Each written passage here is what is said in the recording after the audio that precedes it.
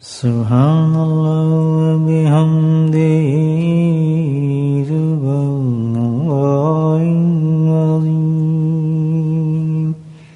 Subhanallah bihamdihi subhanallahil azim. Subhanallah bihamdihi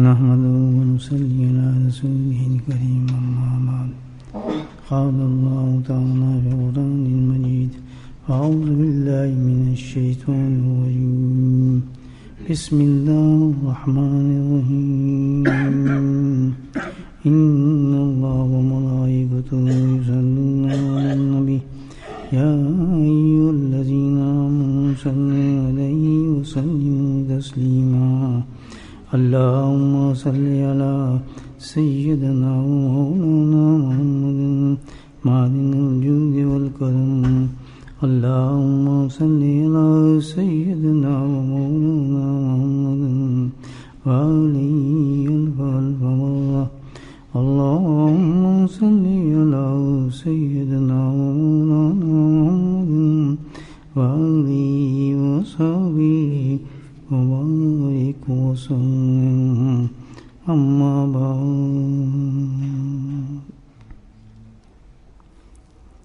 اللہ سبحانہ تعالیٰ نے انسان کو ایسی تخلیق فرمایا ہے، جسم اور روح دو چیزیں اللہ نے عطا فرمائی انسان کو. جسم جو ظاہری ہے ہمارا، اور روح جو ہمارا باطن ہے. اور ان دونوں چیزوں میں اللہ تعالیٰ نے اتنی مماثلت اور ریزمبلنس کی ہے جسم میں اور روح کے اندر کہ تقریباً ایک ہی طرح ہے. جیسے ہمارا جسم بیمار ہوتا ہے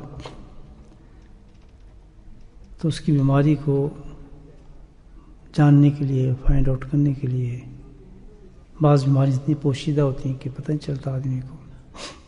اسکین کرتے ہیں، ایکس رے کرتے ہیں اور انجیکشن لگاتے ہیں، بہت کچھ کرتے ہیں کبھی فائنڈ آؤٹ کیا جائے کیا بیماری ہے اس کی. آخر پتہ چل جاتا ہے تو اس کے بعد پھر اس کا علاج کرتے ہیں تاکہ بندہ صحت یاب ہو جائے.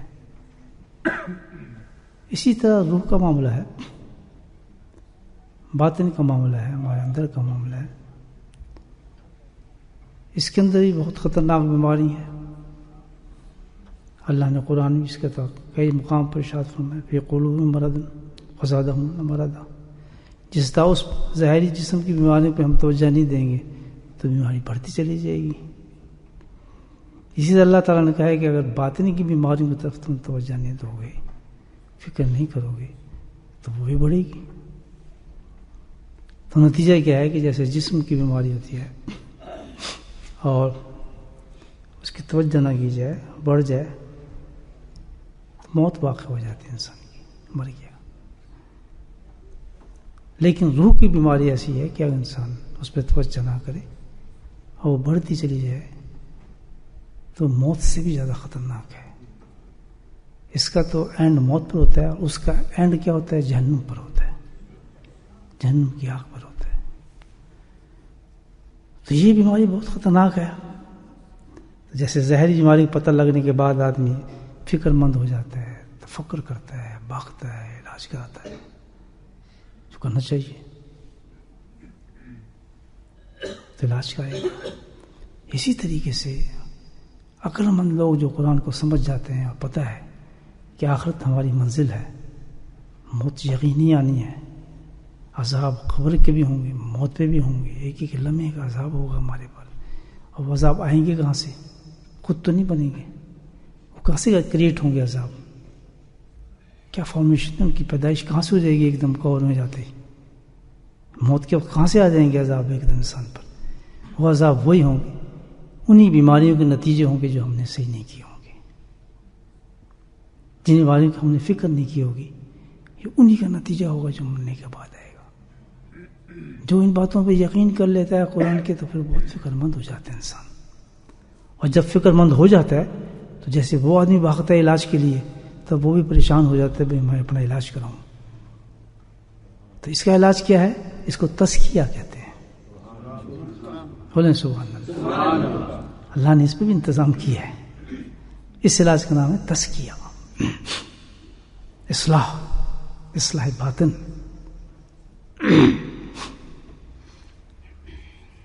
تو اس کا بھی بھاگتا ہے آدمی، پھر سوچتا بھائی مارے گا یہ تو، اس کو فائنڈ آؤٹ نہیں کروں گا تو ختم ہو جائے گا معاملہ، یہ تو بہت خطرناک چیز ہے.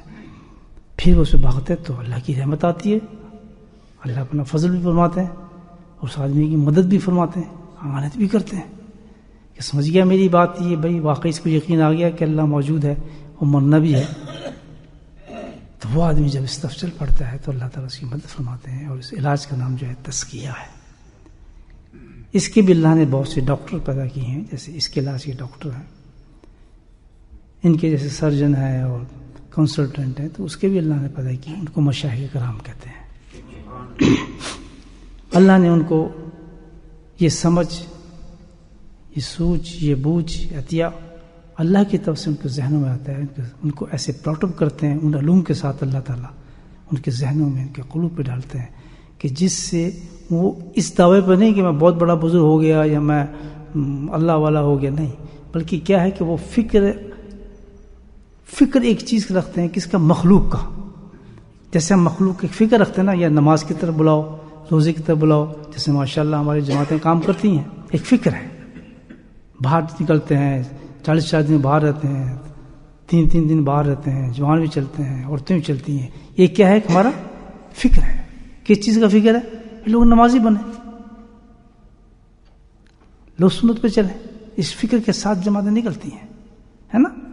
تو اسی طریقے سے کیا ہے کہ وہ جو اللہ کے بندے ہیں، مشائخ جنہوں کو کہا جاتا ہے، وہ بھی اسی فکر کے ساتھ دنیا میں نکلتے ہیں کہ ان کو ہم باطن کی تعلیم دیں اور اندر کے گناہوں کو ختم کیا جائے. کوئی بری بات نہیں. کتنا اہم کام ہے ان کا بھی. ان کا ایک کام یہ ہوتا ہے کہ جس طرح ظاہر پہ چل رہی ہیں ہماری بہت سی دینی الحمدللہ شعبے کام کر رہے ہیں، حدیث بھی ہے، قرآن بھی ہے، دارالعلوم بھی ہے، یہ سارا ظاہر پہ چل رہا ہے. تو اس کا مطلب یہ نہیں کہ ظاہر سے بھی زیادہ اہمیت کس کی ہے؟ باطن کی ہے. کیونکہ ظاہر کی ساری عبادات بھی قبول کس پر ہوں گی؟ جب ہمارا باطن صاف لے کر جائیں گے. یہ بھی یاد رکھنا. تو اس کی تو زیادہ اور محنت کی ضرورت ہے. لیکن افسوس یہ ہے کہ ہم ان لوگوں کی باتیں نہیں سنتے. کہ چھوڑے یار، یہ تو ڈیپ بات کر رہے ہیں، یہ تو یار بڑا مشکل کام، بس اپنی نمازیں پڑھتے رہو یار، بس لگے کرتے رہو. بہت بڑا دھوکہ ہے، یاد رکھیں. بہت بڑا دھوکہ شیطان نے سکھا. قرآن کچھ کہہ رہے ہیں، ہم کچھ سوچ رہے ہیں. یزکیہم، یعلم الکتاب والحکمۃ، یزکیہم قرآن کہتا ہے کہ میں نے اپنے نبی کو بھیجا کتاب کی تعلیم کے لیے صلی اللہ علیہ وسلم اور فقہ کے لیے بھیجا، اور یزکیہم تزکیے کے لیے بھیجا. نہیں سنتے. ایسا دھوکہ دیا شیطان نے، اور دھوکہ کھلتا ہے انسان کا، قبر میں جاتا ہے، مرتا ہے، سارے گناہ سامنے ہوتے ہیں، سارے گناہ انسان کی طرف سامنے ہوتے ہیں. اتنے گناہ ہوتے ہیں کہ بس فکر مند ہو جاتا ہے. سارے اعمال جو ہم نے کیے ہوتے ہیں وہ بھی ڈم ہو جاتے ہیں، گناہ ختم ہو جاتے ہیں. کیوں؟ نماز میں ریا آ گئی، دکھاوا آ گیا، بناوٹ آ گئی، ہزاروں چیزیں آ گئی، گناہ آ گئے. نماز بیچاری کیا کرے گی؟ تو کیا اوپر بھی نہیں جاتی، دعائی اوپر نہیں جاتی ہماری، اتنے گناہوں میں گر جاتے ہیں. تو یہ تناسب رکھا ہے اللہ نے باطن کا اور جسم کا. یاد رکھیں کیا مزہ ہونا چاہیے انسان کا؟ مزہ ایسا ہونا چاہیے کہ ادھر نماز کی ادائیگی ہو تو سب سے بڑی عبادت ہے. اس دن نماز کے بعد ہم دعا سے فارغ ہوں الحمدللہ، اور باطن اتنا صاف ہو کہ ہماری نماز اڑتی ہوئی عرش تک چلی جائے. یہ تناسب ہے انسان کا. لیکن جب ایک تناسب نہیں رکھے گا، ایک ہی طرف چلے گا، تو ٹائر کا تو گاڑی چلتی نہیں، وہ پنچر ہو جائے گی، آخر کہیں جا کے ٹکر ماری کو ختم ہو جائے گی. تو یہ تھے، میں نے آپ کو ایک انٹروڈکشن دی ہے. اصل مقصد جو میں کہہ رہا تھا آج اس تحقیق پر ایک عمدہ بات آپ کو پیش کرنی ہے میں نے، کیونکہ یہ تزکیے کی مجلس ہے. الحمدللہ میں بھی آپ حضرات سب اس فیلڈ پر چل رہے ہیں کہ ہم اپنے گناہوں کو دیکھیں، اندر کی چیزوں کو دیکھیں، اس کو کیسے ختم کیا جائے. یہی مقصد ہے نا 22 کا. تو اسی مقصد کے لیے بیٹھے ہیں. تو میں اسی ٹاپک پہ کچھ ایک آپ کے سامنے عرض کروں گا، تاکہ آپ اہمیت سمجھ کے ہیں کہ یہ کتنی اہم چیز ہے. تو میں توقع کروں گا آپ غور سے میری بات سنیں گے. آج جو بات کی جائے گی اس کو قیمتی سمجھیں گے الحمدللہ، میں بھی اور آپ بھی اس پہ عمل کریں گے، تب تو فائدہ ہے. کیونکہ کوئی تقریر نہیں میں کر رہا، نہ میں کوئی بیانات کر رہا ہوں آپ کے سامنے، نہ کوئی میں ایسی بات کر رہا ہوں. میں تو ایک بزرگوں کی بتائی ہوئی باتوں پر کہ انہوں نے کیا اس میں تحقیق کی مشائخ نے کہ کیسی ایسی بیماریوں کو پکڑا ہے اندر سے، ان کی تحقیق کی بات کروں گا آپ کو. ہمیں نہیں پتہ ہوگا وہ بات، لیکن عجیب بات ہے آج جو آپ کو بیان کر رہا ہوں. اور اس کو جو بیان کرنے والے ہیں بہت ہی بڑے، یعنی دنیا علم کے اندر ان کا بہت بڑا مقام ہے، امام ابن جوزی رحمۃ اللہ علیہ. ان کے حوالے سے میں آپ کی بات کروں کہ انہوں نے ایک اپنے حوالے سے حضرت ابن عباس رضی اللہ تعالیٰ کے قول پیش فرماتے ہیں. معمولی چیز نہیں ہے. دیکھیں کتنے بڑے بڑے محقق ہیں. اب انہوں نے کس چیز بات کی ہے؟ باطن کی بات کی ہے. اندر کی خفی بیماری کا بتایا ہے اسکین کر کے. اتنی زبردست اندر باطن کی بیماری ہوتی ہے، وہ بیماری ایسی ہے کہ گناہ سے بھی بڑھ کر گناہ ہے. اندازہ لگا لیں. اور ہمیں پتہ ہی کوئی نہیں، 2 دن کو 4 بس ٹھپ بتائیں کہ گناہ سے بڑھ کر گناہ ہے. کیا ہو کی چیز روزمرہ زندگی ہماری ہوتی ہے. آج ہمیں اس کی انفارمیشن مل رہی ہے. بولیں اللہ کا فضل ہے، کرم ہے کہ اللہ تعالیٰ ہمیں انفارمیشن دے رہے ہیں. بولیں سبحان اللہ. آج سے پہلے نہیں تھی. یہ تو کتنا بڑا کرم ہوا کہ اللہ نے ایک اتنی بڑی بیماری کو، کینسر سے بڑی بیماری بتا رہے ہیں کہ ہم گناہ تک تو سمجھتے تھے گناہ ہے، اسی سے آدمی کا پیشاب نکل جاتا ہے. ایک گناہ کا بات جب سنتا ہے نا کہ اس گناہ کی بات یہ سزا ہے تو اس کا تو ویسے ہی پیشاب نکلتا مارے گا. بھائی اس گناہ کی یہ سزا ہے، اتنی پکڑ ہے. تو ادھر کیا بتایا جائے کہ گناہ نہیں بلکہ گناہ سے بڑھ کر گناہ ہے. جو گناہ کی سزا دی جائے گی اس سے بھی بڑھ کر سزا دی جائے گی. ہے کیا چیز؟ بالکل باطن کی آپ دیکھیں گے وہ کیفیات ہیں، انسان کی حالت، انسان کے اندر پیدا ہوتی ہیں وہ چیزیں. تو ان کو کنٹرول کرنا ہے. فرماتے ہیں کہ حضرت ابن عباس رضی اللہ تعالیٰ نے بیان فرمائی بات اندر کی بیماری کے بارے میں. پہلی چیز تو یہ فرمائی، بڑی غور طلب چیز دوستوں، کہ انسان جب گناہ کے وقت، گناہ کرتے وقت، جس وقت گناہ کر رہا ہوتا ہے، اس وقت جس وقت گناہ کرتا ہے اس وقت ارد گرد کے جو لوگ ہیں ان سے بھی شرم و حیا کے اندر جب کمی ہو جائے تو یہ گناہ سے بڑا گناہ ہے. ایک کیفیت کا نام ہے. جب انسان جس وقت گناہ کر رہا ہے اور ارد گرد کے جو لوگ ہیں ان سے بھی شرم و حیا میں کمی ہو جائے تو یہ کمی جو ہے یہ گناہ سے بھی بڑا گناہ ہے. وہ جو گناہ کر رہے ہیں اس سے بھی بڑا گناہ ہے جو یہ کیفیت انسان کی ہوتی ہے. بتائیں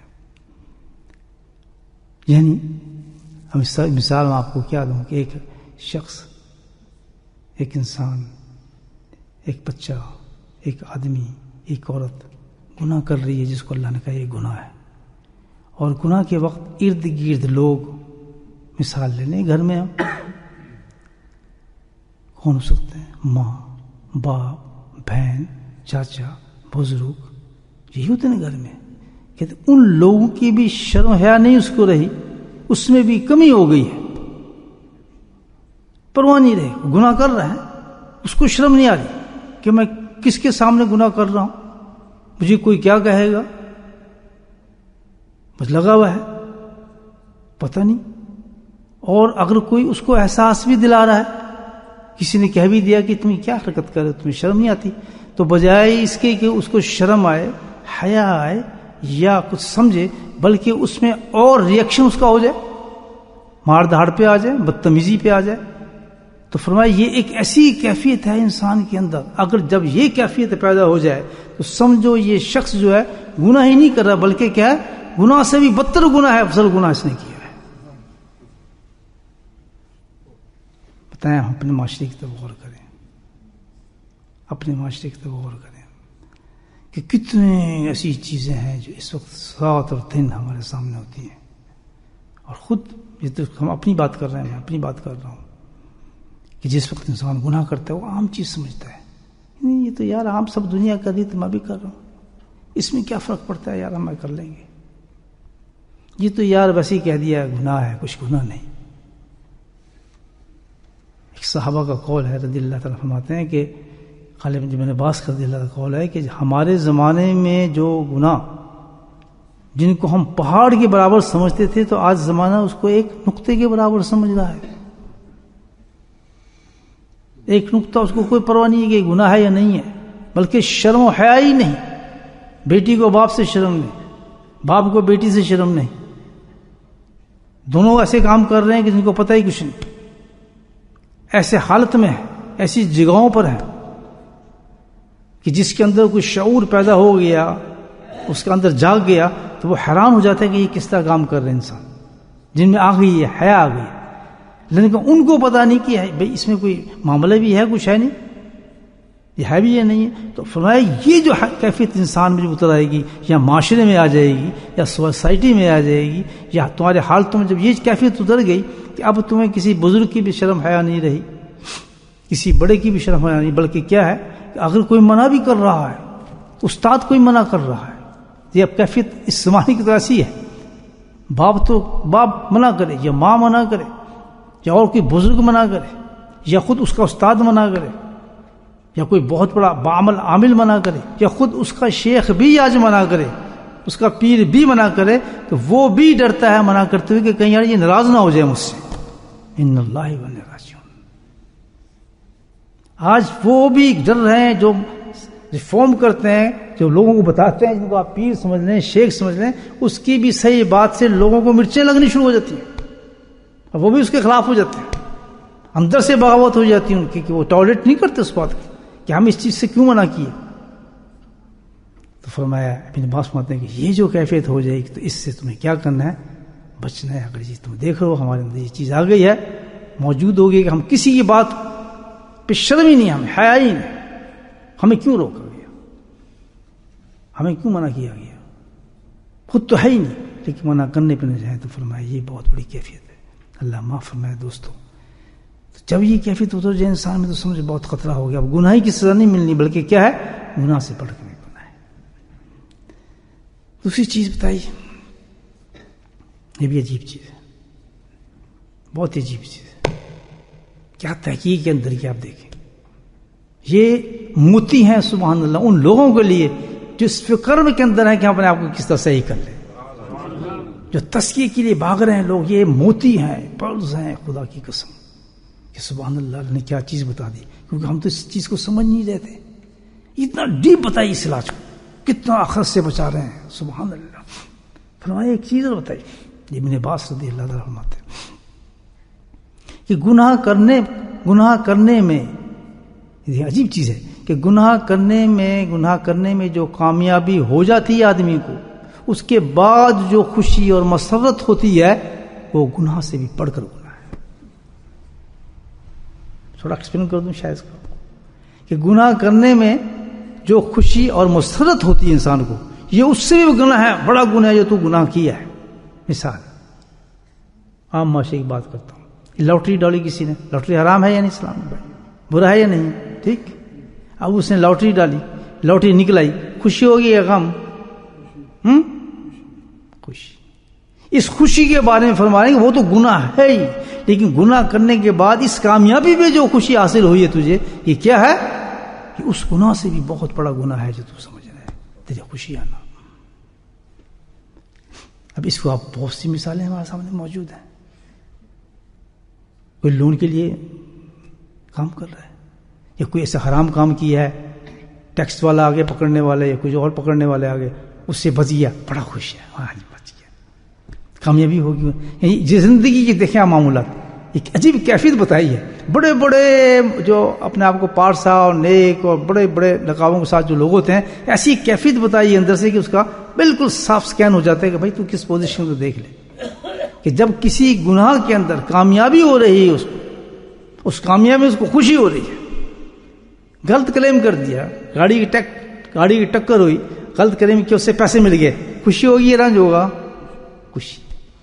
اور کیا ہے، بہت نیک آدمی ماشاءاللہ الحمدللہ، سب نیک کام کر رہے ہیں، لسٹ لے تو اس کے نیک کاموں کی تو حد ہی کوئی نہیں ہوگی جو اس نے کیے ہوں گے. ایک صحابی کیا بتا رہے کہ خبردار تو اتنے گندے اس کے اندر پھنسا ہوا ہے کہ جب تو مرے گا بیوقوف گناہ کی سزا نہیں بلکہ گناہ سے بڑا تیرے پاس گناہ ہوگا جس پہ تو رگڑا جائے گا. کتنا بڑا چیز بتائیے. خبردار کبھی انسان یہ نہ کرے. ایک تو گناہ ہی نہ کرے اور گناہ ہو جائے تو بجائے خوش ہونے کی مجھ سے کیا ہو گیا استغفار کرے, توبہ کرے. اللہ تعالیٰ یہ کیسی کیفیت میری ہو رہی ہے, میں کیسے انسان ہوں. ایک تو میں تیری نافرمانی کر رہا ہوں, اس نافرمانی پہ یہ میں اس کو کامیابی تصور کرتا ہوں. یہ تو بہت ہی غلط چیز ہے. ظاہر ہے تو آگے والی بات ہے کہ نہ اس میں برکت ہوگی نہ کچھ ہوگی ایسی چیزوں کے اندر. تو فرمایا اگر کسی گناہ کے اندر خوشی محسوس کر رہے ہیں آپ کہ کامیابی ہوگی مجھے, اصل میں کامیابی نہیں ہے بلکہ کیا ہے, بہت بڑی ناکامی ہے آخرت کے لحاظ سے. آگے یہ بھی عجیب بات ہے کہ گناہ کرنا چاہتا ہے آدمی, گناہ نہ کر سکنے میں ناکام ہو گیا. وہ گناہ کرنے میں ناکام ہو گیا, وہ نہیں کر سکا, تو اس پہ جو اس کو رنج اور افسوس ہوتا ہے, فرمائیے گناہ سے بھی بڑا گناہ ہے. عجیب چیز ہے. یعنی گناہ کرنا چاہ رہا ہے وہ اور وہ اس وقت گناہ نہیں کر سکا, تو اس کے بعد کیا ہوتا ہے, رنج ہوگا نا, یہاں مجھ سے کام کیوں نہیں ہوا. فرمایا یوں تو رنج کر رہا ہے بیوقوف, یہ تیرا رنج کرنا پچھتانا جو ہے اس گناہ سے بھی بڑھ گیا جو تو نے گناہ کیا ہے. مثال دوں, آپ کسی ایسی جگہ پہ جانا چاہتے ہیں, بہت خرافات ہیں, گندی ہے, غیر شرعی جگہ ہے, اور آپ ٹکٹ خریدیں ہیں لیکن آپ کو ٹکٹ نہیں ملا اس جگہ کا. آپ بھاگیں ٹکٹ لو کہ میں بھی اس جگہ شامل ہو جاؤں, اس کا ٹکٹ نہیں ملا. خوشی ہوگی یا رنج ہوگا؟ رنج ہو رہا ہے, یا میں کیوں نہیں گیا. اس کیفیت بتایا جا رہا ہے کہ جب بھی انسان کوئی گناہ کا کام کرنا چاہتا ہے اور گناہ کا کام نہیں ہو رہا, اس سے ہے گناہ کا کام, کسی گناہ کے کام میں شامل ہونا چاہتا ہے, ایک کاروبار ایسا کرنا چاہتا ہے جو حرام ہے بالکل, اس کے لیے اس نے اپلیکیشن دیے, سب کچھ دیے کہ مجھے کام دیا جائے, اور ہے حرام کام, اور اس کو منظور نہیں ہوا وہ کام اللہ کے فضل سے, تو وہ کتنا افسوس کر رہا ہوگا, یار بڑا افسوس ہو گیا, میں اس کام پہ یہ مجھے مل جاتا تو کیا تھا. کسی لون کے لیے اپلائی کیا اس نے سود پر, اور سود نہیں ملا, افسوس کر رہا ہے یار مجھے سود نہیں ملا. یا کوئی ایسی چیز پراپرٹی لے رہا ہے جو حرام ہے, جس میں سود استعمال کرنا چاہتا ہے, اس کو نہیں ملا. یہ میں موٹی موٹی مثالیں دیں, زندگی میں عام ہے ہماری چیزیں, یہ نہیں چھوٹی موٹی, بہت چیزیں ایسی جو حرام کام کی طرف انسان ہاتھ اٹھاتا ہے اور اس کام میں اللہ اس کو روک دیتا ہے, وہ نہیں ہوتا, تو اس میں کیا ہوتا ہے, انسان کو افسوس رنج ہو رہا ہے. اللہ کے نبی فرماتے ہیں سبحان اللہ, یہ جو افسوس تیرا یہ تو اس سے بڑھ کر ہے جو تو گناہ کرنا چاہتا تھا, وہ کیفیت تو اس سے بڑھ کر ہے. اور ایک اور چیز بتائی بھائی, وہ بھی عجیب چیز, مصروف گناہ ہے کوئی انسان, مصروف میں کسی گناہ میں مصروف ہو گیا, گناہ میں لگ گیا, اور جس وقت گناہ میں لگ گیا تو پردے کی آہٹ سے بھی, بڑی کتنی ڈھیپ چیز ہے کہ پردے کی آہٹ سے بھی, کسی آدمی کے پاؤں کی چاپ سے بھی وہ دل ہلا, اس کا خوف ہے, ڈر آ رہا ہے. تو اس نے اللہ کیا فرمایا کہ یہ جو خوف ہے تیرا اس وقت جس وقت تو گناہ کر رہا ہے, اور گناہ کے وقت ایک آہٹ بھی تیری بڑے خوف پیدا کر رہی ہے, وہ آ تو نہیں گیا, وہ دیکھ تو نہیں رہا, پتہ تو نہیں چل گیا.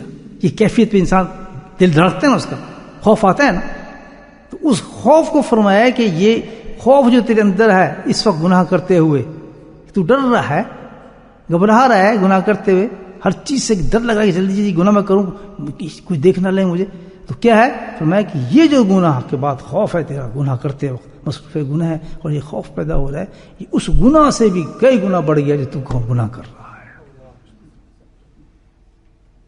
اس کی مثال دوں, مثال کہ آدمی چوری کرنا چاہتا ہے, آیا وہ یہاں سے کچھ چوری کرنا چاہ رہا ہے, اب چوری کے کیا خیال ہوگا اس کا, خوف ہے نا اس کے اندر, خیال ہے نا اس کے اندر, اس خوف کا خیال کو فرمایا ہے کہ یہ خوف جو ہے حقیقت میں کیا ہے کہ اس گناہ سے بڑا تو کر رہا ہے. چار چیزیں بتائیں, اب بتائیں کتنی بڑی بیماری ہے, اللہ نہ کرے ہمارے میں موجود ہو, لیکن ایک دفعہ تزکیہ تو آدمی کر لے دوستو, ایک دفعہ اپنے آپ کو غور تو کرے کہ کبھی یہ کیفیت ہم میں ہوتی ہے ایسی بات کہ گناہ کر رہے ہو, ہمیں خوف اور ڈر ہو کہ بھئی یہ یار یہ کوئی دیکھنے نہیں لے گا, یعنی بس کیا جیسے بس پتہ نہ چلے کسی کو, یار ندی کر جو کام پتہ نہ چلے, پر یہ بہت بڑا گناہ کر رہا ہے. اب ان چاروں چیزوں کو جمع کر رہے ہیں, یہ گناہ سے بڑا کیوں گناہ ہوا, عجیب چیزیں دیکھیں آپ, اللہ والوں کی باتیں عجیب ہوتی ہیں, دیکھیں کیسے تحقیق کی انہوں نے, یہ گناہ سے بڑا گناہ کیوں ہو گیا, کیونکہ ساری اندر کی باتیں ہیں، اور یہ گناہ سے بڑا گناہ اس وقت ایسے ہوا ہے، اس حالت میں ہوا ہے کہ حقیقت میں اس کو یہ یقین نہیں ہے کہ اللہ اس کو دیکھ رہا ہے. بولے سبحان اللہ. اس یقین میں اس کی کمی ہے. اگر اس کو یقین ہوتا کہ اللہ خبیر اور بصیر ہے تو کبھی اس کو یہ سوچ ہی نہیں سکتا تھا کہ میں گناہ کروں. یہ ساری جو کیفیات پیدا ہوتی ہیں اس میں گناہ کے وقت کرنے کے بعد، یہ حقیقت میں اس وقت ہو رہی ہیں کہ جب کہ اس کو اپنے اللہ پہ یقین ہی نہیں کہ وہ خبیر بھی ہے، وہ بصیر بھی ہے، وہ دیکھ بھی رہا ہے، اس کو پتہ بھی ہے. نہیں مانتا ہے وہ اللہ ہے، مانتا ہے کہ میرا اللہ ہے، مانتا ہے کہ اللہ موجود بھی ہے، لیکن اس کے یقین میں ابھی تک وہ درجہ نہیں آیا کہ جان جائے کہ اللہ دیکھ رہا ہے. یہ تو کیا کام کر رہا ہے؟ تو ایک پردے سے تو آواز سے ڈر رہا ہے، تو ایک آہار سے ڈر رہا ہے، لیکن اس رب سے نہیں ڈرا جو دیکھ رہا ہے تجھے. تو کام کیا کر رہا ہے؟ تو ان تمام چیزوں کا علاج کس میں ملتا ہے؟ آپ غور سے سن لیں. علاج کس پر ملتا ہے اس چیز پر؟ کہ ہم اپنے یقین کو اس درجے پر لے جائیں کہ اللہ ہمیں، ماشاء اللہ، اس کا نام ہے تزکیہ. کیسی خوبصورت بات ہے. اب محنت ہم نے کس پہ کرنی کہ یہ جو کیفیات جو ہم پر آ رہی ہیں، ہم دیکھیں جب کسی حکیم کے پاس جائیں گے، ڈاکٹر کے پاس جائیں گے، وہ نس پکڑ کے جڑ دیکھے گا اس کو بیماری کیوں ہے، بھائی پیٹ میں درد اس کی کیوں ہے، اس کی کیا وجہ ہے، کوئی نس بند ہے کیا ہے، وہ فائنڈ آؤٹ کرے گا اس چیز کو کیوں ہے. سبحان اللہ. اس روحانی علاج میں ابن عباس رضی اللہ تعالیٰ نے کیسی کیفیت کے ساتھ یہ بات بتائی ہے کہ اصل چیز دیکھو اس میں کہ وجہ کیا ہے کہ تم 4 گناہ کر رہے ہو، تو جو 4 کیفیتیں تمہارے اندر پیدا ہوتی ہیں گناہ کے وقت، جو گناہ سے بھی بڑی گناہ ہے، اس کو ختم کرنا چاہتے تو اس چیز کو دیکھو جس کی وجہ سے گناہ پیدا ہوا ہے. تو گناہ اس وقت پیدا ہوا ہے کہ تم اللہ کو مانتے تو ہو، جانتے تو ہو، لیکن تمہارا یقین نہیں ہے. تو تمہیں چاہیے اس یقین کو بڑھاؤ اپنے. کیا تم سمجھو گے وَمَا أَيْنَمَا كُنْتُمْ کہ اللہ تو میرے ساتھ ہے. اس پہ محنت کرنی ہے. یہ ہے تو یزکیہم، اللہ کے نبی فرمایا اس پہ محنت کرو. جیسے قرآن کو حاصل کرنے میں محنت کرتے ہو، فقہ کو حاصل کرنے میں محنت کرتے ہو، علم ظاہر پہ محنت کرتے ہو، اللہ نے یزکیہم، اس علم کے بھی مان میں تمہیں محنت کرنی پڑے گی، ورنہ کیا ہے کہ تمہیں بہت سخت عذابوں سے واسطہ پڑے گا، بخشش نہیں ہوگی. اللہ کے پاس جاؤ گے تو سارا ترازو اسی پہ تولا جائے گا تمہارا باطن کیا ہے.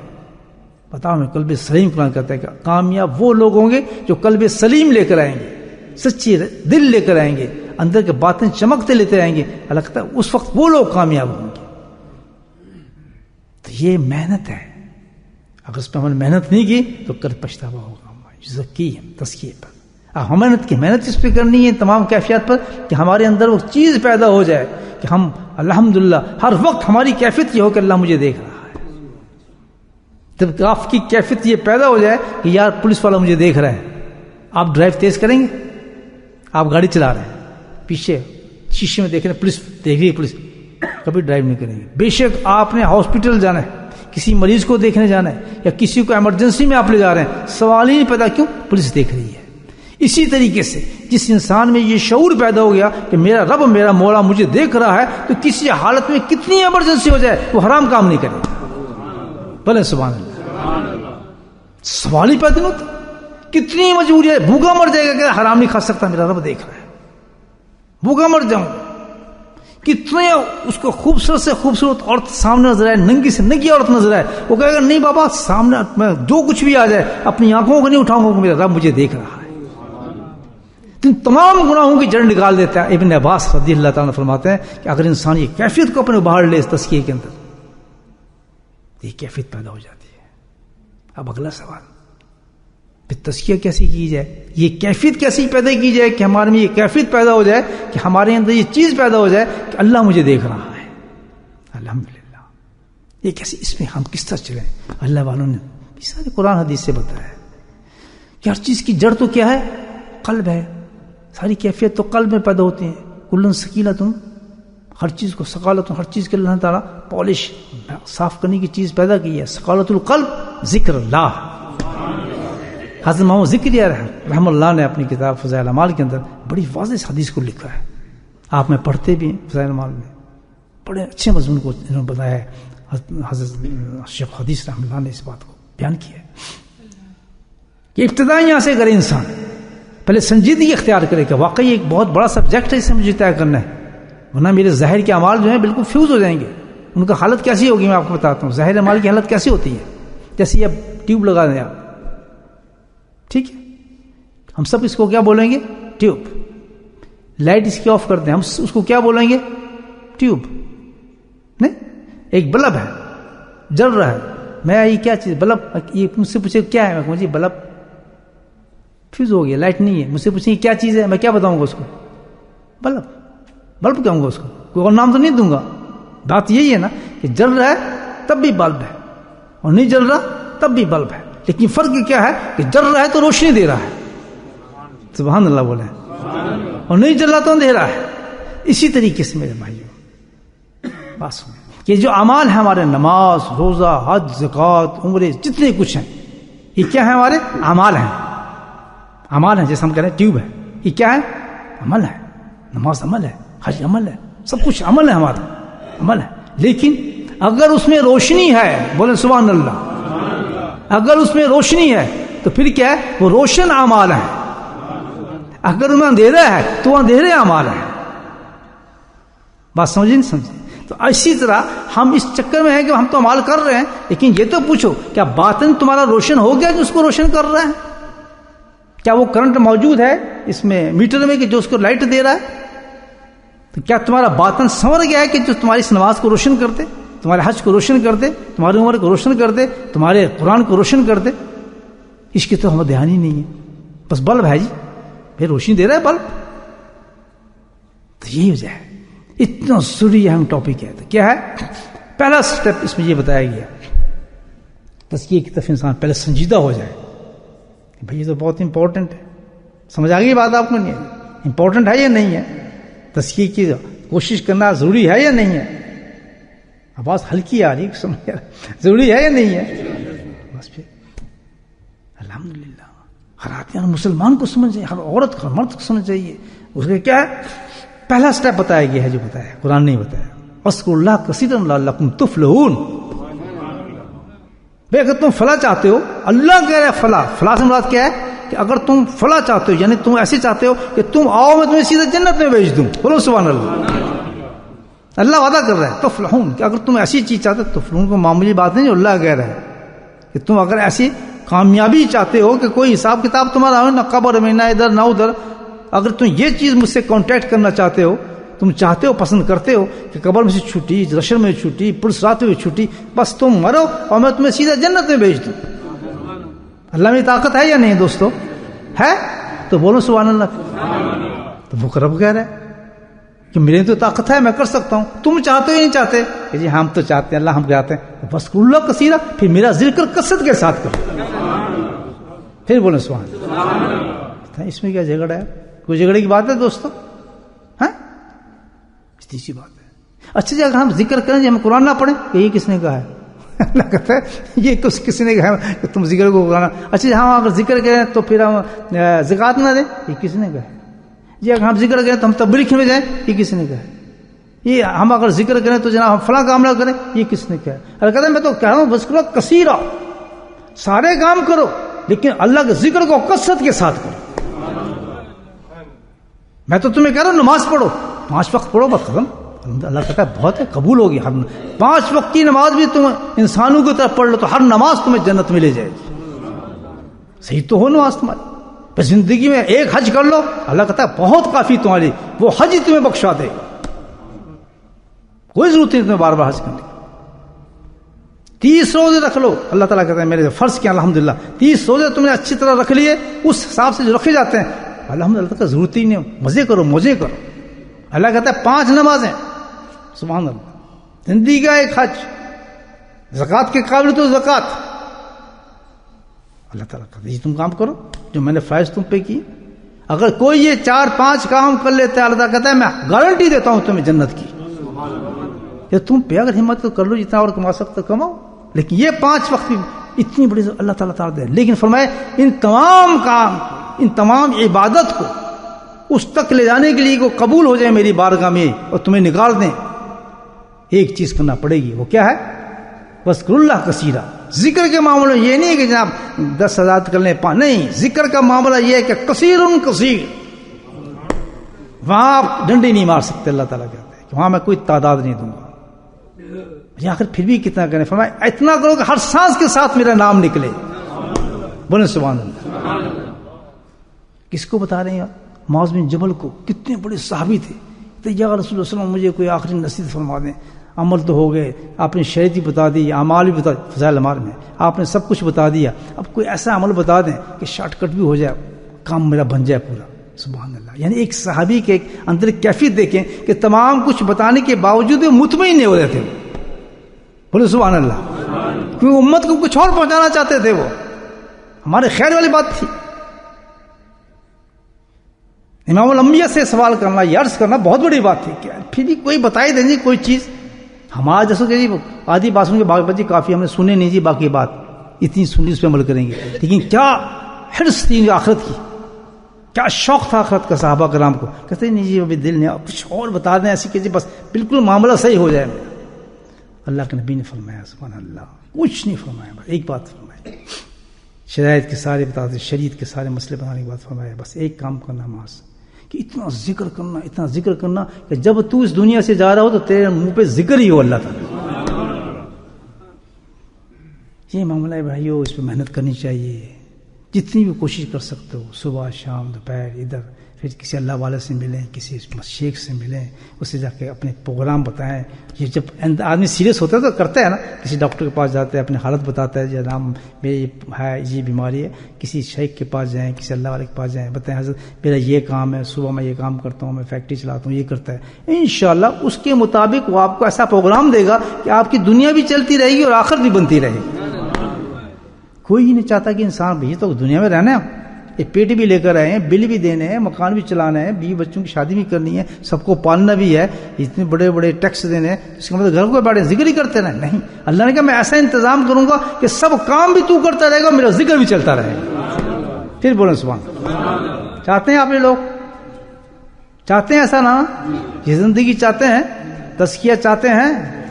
دیکھیں نا اللہ کے سامنے وعدہ تو کریں جی ہم یہ چاہتے ہیں تاکہ رستہ کھولے اللہ پاک ہمارا. یہ ڈرانے والی جو کیفیت ہے، ڈرنے والی نا ہمت، یہ سب شیطان کراتا ہے. دوزخ کے کام تو اتنی جلدی کرا دے گا کہ 1 منٹ پیچھے بعد لینا، 1 سیکنڈ لگے گا، فوراً بڑھا دیتا ہے. لیکن جہاں آتی ہے آخرت کا معاملہ وہاں انسان کو پھس کر دیتا، نہیں جا کے مصیبت نہ آ جائے، یہ کہیں پکڑے نہ جائیں، یا پھر وہ کیسے کریں گے، یہ کیسے کریں گے. کبھی ایسا نہ سوچیں. جس رب نے ہمیں کہا یہ کام کرو، اللہ تعالیٰ کی رحمت بھی ایسی ہے کہ ہر کام کو آسان فرما دیتے ہیں. واہ الحمدللہ رب العالمین.